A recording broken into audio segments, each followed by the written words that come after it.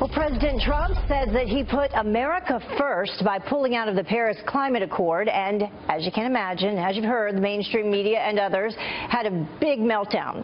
So here with more on the media's reaction is radio talk show host Berman and Fox News contributor and radio show host Tammy Bruce. Thank you for joining us this morning. Good morning. Hi there. So let's start with you, Tammy. Your initial reaction to all of the media's reaction yesterday, because it was swift and some of it was pretty brutal. Well, that's all it's been, right? It's been perpetual outrage since even before the results of November. So now we're used to it. The problem for liberals and people who really want to make a good point about things with which they disagree with the president on is that now they sound like Charlie Brown's teacher. We don't hear anything.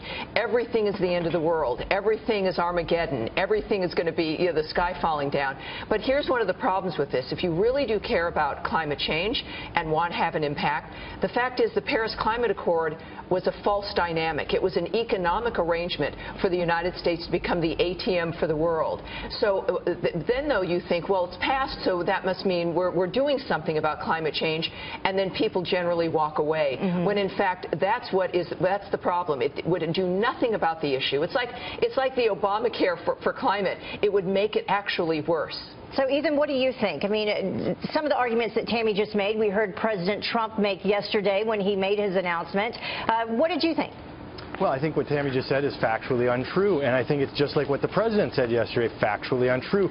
The basis for those statements is a report that has more holes in it than the climate models do that the Republicans hate so much.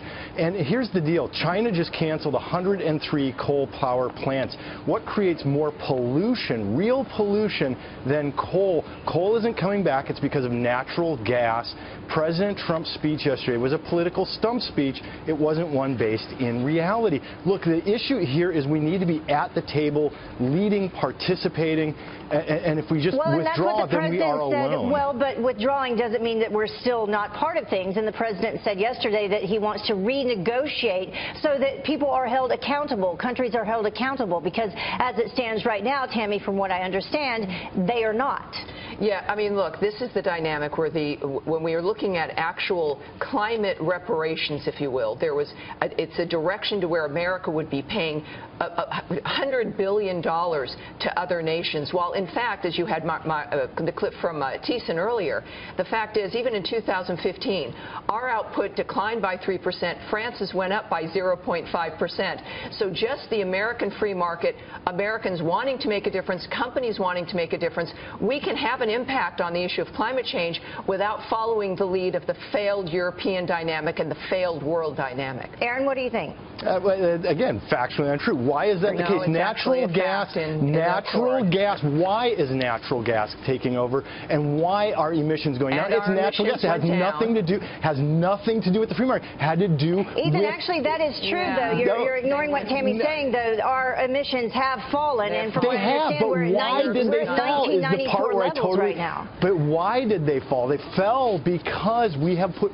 pressure on industries to stop polluting. Why is that? It's because we are leading. It's the American choice, though. It's American business. It's their choices of American business. We don't need to move pressure into from government.